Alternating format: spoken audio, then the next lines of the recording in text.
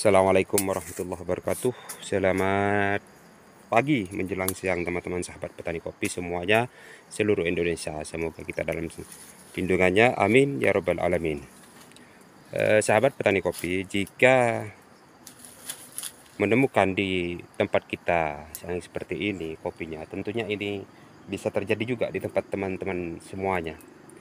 Yang ini ada teman yang request dari Jawa Tengah, disuruh buatkan ketika sudah menghadapi kopi yang sudah besar seperti ini, kita mau melakukan perubahan karena berbagai macam faktor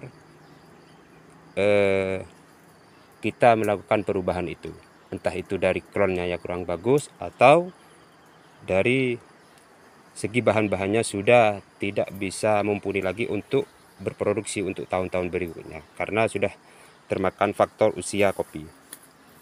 Bisa kita lakukan pertama, jika ada tunas yang tumbuh seperti ini, kita lakukan penyetikan.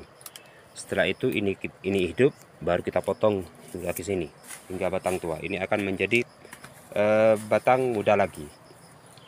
Itu tip yang pertama. Yang kedua kalinya bisa kita lakukan penyambungan pada ranting kopi yang sudah sebesar ini. Kayak gini teman-teman. Ini.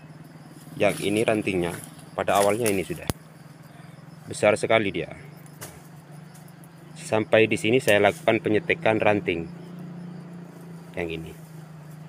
Saya lakukan dua penyetikan sekaligus. Yang ini sebelah kiri, terus yang ini sama saja. Yang ini sudah batangnya, terus yang ini saya lakukan penyetikan lagi. Yang ini saya lakukan penyetikan ranting teman-teman. Tumbuhnya bagaimana? Bagus saja, sama saja dengan tunas air akhirnya. Kayak gini akhirnya. Nah, terus langkah berikutnya untuk melakukan hal yang seperti ini, yaitu kita harus memotong terlebih dahulu pada selesai panen. Semua batang-batang yang akan kita ganti. Seperti ini contohnya, kita potong dari sini. Kita sisakan yang ini. Satu, untuk yang sebelah kanan ini, terus untuk yang sebelah kiri ini. Jadi akhirnya nanti semua ranting-ranting yang sudah besar-besar kayak gini, kita potong ke semuanya, kita sisakan dua sambungan yang ini. Yang ini satu, terus yang ini satu. Seperti itu. Jika ingin melakukan perubahan pada batang kopi yang sudah besar, untuk melakukan perubahan lakukanlah seperti ini. Kalau tidak tumbuh tunas air, kalau ini masih mending tumbuh tunas air. Kalau tidak ada tunas air, bisa kita lakukan penyetikan pada ranting seperti ini, bisa kita lakukan penyetikan pada tunas air. Ketika ada bahan B0 yang seperti ini, umpamakan dari sini teman-teman, ini perumpamaan aja. Dari sini ada bahan B0 yang tumbuh pada musim-musim penghujan. Ranting ini bukan tunas air, tunas ranting umpamakan bahan B0. Kita potong, kita lakukan penyetikan. Seperti ini akhirnya jadinya. Akhirnya jadi seperti ini. Kita bisa mengira sudah seberapa lebar tanaman tersebut. Jadi kanan kiri yang ini sama yang itu. Kita bisa mengira ini paling tidak kisaran 2 meter lebih sudah jaraknya antara kanan kiri penyetikan yang pertama dan penyetikan yang kedua. Jadi untuk mengantisipasi tumpang tindihnya bahan-bahan, kita lakukan seperti itu. Kalau sudah batang besar seperti ini, kita mau rombak total, kita persiapkan terlebih dahulu. Setikan-setikan baru kita persiapkan. Jangan kita lakukan langsung pemotongan pada batang besar seperti ini. Hitung-hitung yang pertama. Kenapa kita tidak lakukan pemotongan? Karena buah-buahnya ini masih bisa berproduksi, batang-batangnya masih bisa berproduksi, cuman klonnya tidak bagus. Makanya saya rencana mau tak rubah, yaitu caranya. Dipersiapkan terlebih dahulu setikan yang kopi unggulan. Setelah itu biarkan dulu dia berkembang hingga memasuki musim kedua, berumur 2 tahun lah kisaran. Baru setelah itu kita jangan lakukan penyimpanan kembali bahan-bahan B0 dari setekan awal yang seperti ini.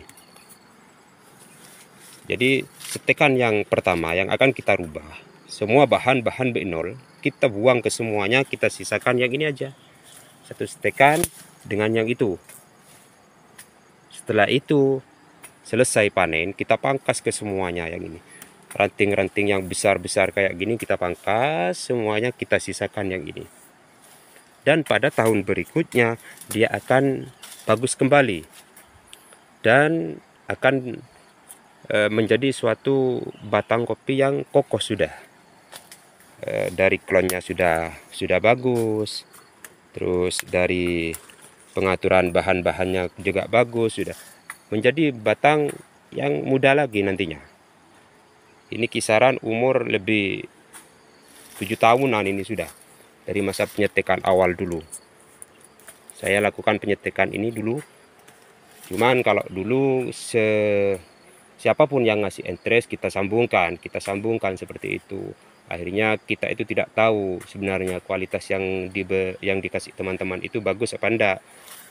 Nah, setelah ini dia sudah berkembang, sudah besar kayak gini. Akhirnya baru ketahuan kalau kopinya tidak begitu bagus, segi produksinya tiap tahunnya seperti apa. Dari situ kita kebingungan mau ganti, ya sudah tunas arinya tidak bisa tumbuh. Jadi inisiatif saya ya seperti itu, kita lakukan penyambungan pada ranting tersebut.